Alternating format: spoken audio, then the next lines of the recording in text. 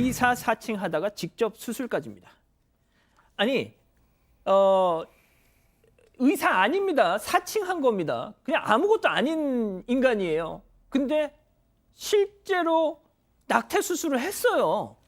그러니까 저 앵커님께서 말씀하신 진짜 나쁜 놈이에요. 진짜 시술을 한 겁니다. 이게 사실 불법 낙태 시술을 할 정도면 좀 곤궁한 처지에 처한 분들 아니겠습니까? 그런 분들을 대상으로 낙태 시술을 했어요. 중요한 건 태아의 상태나 뭐 임신의 기간 이런 거를 뭐 따지지 않고 그냥 수술을 했다는 겁니다. 그래서 일부 피해자는 또 건강에 위해를 입었다고 합니다. 아니, 그러니까 이게 양 변호사님 이런 경우 보셨어요? 그러니까 그냥 쉽게 말해서 제가 그냥 수술을 한 거예요. 아무것도 지식이 없는 제가.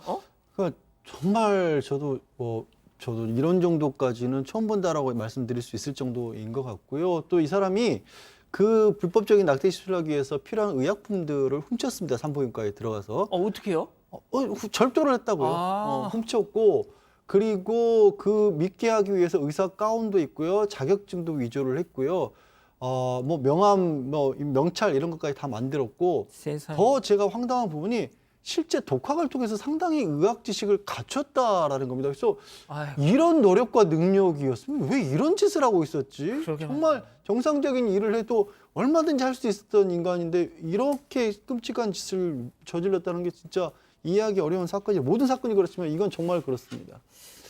자, 소장님 아까 최영진 리포터도 얘기를 했지만 보통 그 10대 뭐 잠깐의 실수로 이렇게 임신을 한 그런 친구들 같은 경우는 이거 뭐 부모한테 얘기를 할 수도 없고 학교에 얘기를 할 수도 없고 하니까 그냥 본인이 해결하려고 그 네이버 무슨 지식인 같은 데 올려서 뭐 이렇게 하잖아요. 그렇죠. 자, 그런데 그걸 탁 덥석 물었다는 거 아닙니까? 이자가. 그러니까 이제 그 아이들의 심리를 파악을 하고 있었던 거죠. 굉장히 치밀한 사람이니까 뭐 의학 공부하는 마음으로 아이들의 심리도 공부했을 것 같은데 뭐 앵커께서도 얘기했다시피 이때 이런 여자아이들 같은 경우에는 뭐 임신을 한 상태라던가 본인이 감당할 수 없는 어떤 여성 질환의 문제가 생겨버린 경우라던가 이러면은 누구한테도 얘기할 수 없는 압도되는 두려움이 있잖아요. 그리고 이성적으로 판단하는 건 거의 불가능하지 않겠어요? 10대 중반, 10대 후반 여자아이들이 이런 상황에서 그러니까 지푸라기를 잡는 심정으로 누군가 인터넷에서 얘기했는데 누군가가 내가 도와줄게 라고 얘기하면 덥석 잡을 수밖에 없는데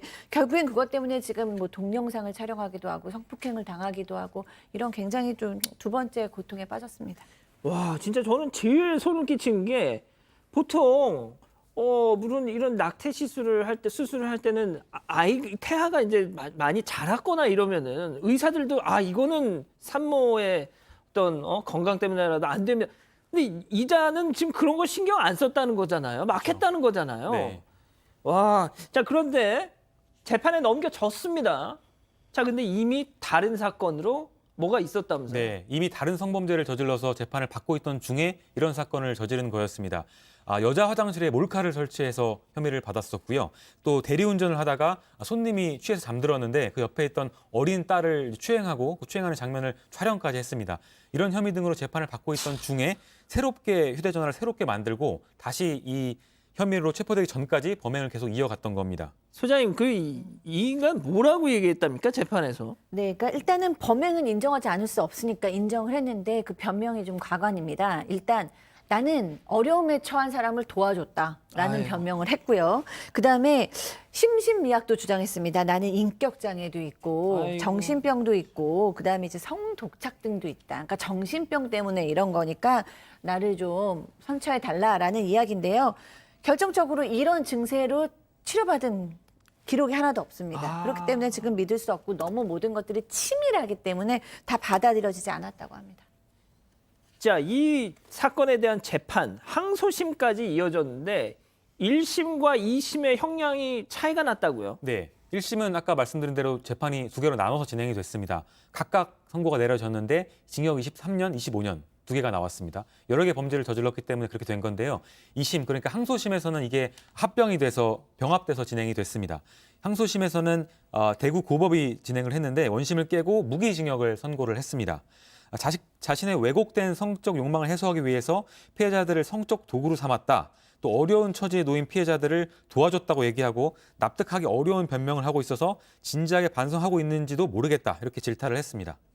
자, 아까 이 주점에서 뭐 술값 시비가 나가지고 지금 30년, 징역 30년이 나온 허민우 같은 경우가 있는가 하면, 자, 일단 이자는 물론 정말 터무니없는 짓을 했지만 사람을 죽이진 않았습니다, 아직까진.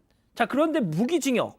저는 그래서 제가 앞서 오프닝에서도 간만에 정말 그래도 정말 뻥 뚫리는 재판이다 막 이렇게 말씀드렸는데 말이죠. 일단 피해자들이 너무 많고요. 또 피해자들 상당수가 또 아동 청소년이었습니다. 그리고 이게 성범죄에서 그친 게 아니라 실제 크나큰 어떻게 보면 상처를 입혔고요. 실제로 건강에도 위해를 입혔고, 저는 이 부분이 또 가장 중요하게 작용을 했을 것 같은데, 여러 번 얘기를 한 것처럼 불법 시술을 하는 과정에서 아이 태아의 단계를 고려하지 않았다라고 했지 않습니까?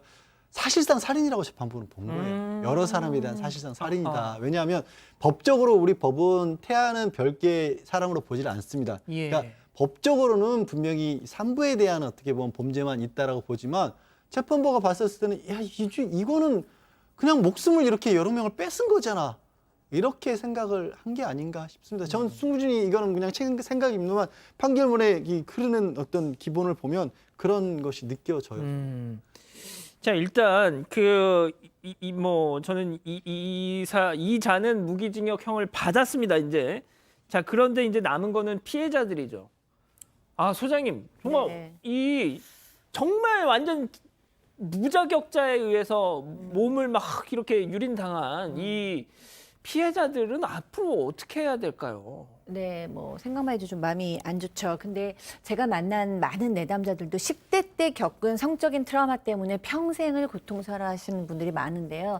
근데 사실 10대 때는 우리가 어떤 일을 사실은 겪을 수밖에 없기도 한 나이잖아요. 물론 이렇게까지 결정적인 실수라든가 결정적인 사건이라든가 어떤 무지로 인한 어떤 큰 일을 겪으면 안 되고 이렇게 피해가야 되지만, 만약에 이때 겪었더라도 사실은 이때 잘 본인을 회복해서 내가 내 몸이 얼마나 소중하고 내 자신이 얼마나 소중하고 이런 걸 다시 셋업하면 얼마든지 성인이 돼서는 다시 또 새롭게 갈 수가 있어요. 근데 이걸 묻어둔다든가 도리어 주변에서 너의 잘못에 대해서 질타를 당한다든가 이러면 이 상처가 썽이 나서 더 2배, 3배로 고통을 받을 수가 있거든요. 그래서 본인도 이런 일을 겪었지만 나는 소중하다는 인식을 꼭 가져야 되고요. 주변에서도 이 아이들, 사실 10대 아이들이잖아요. 예. 더 돌봐주고 더 애정으로 좀 봐줄 필요가 정말 있습니다.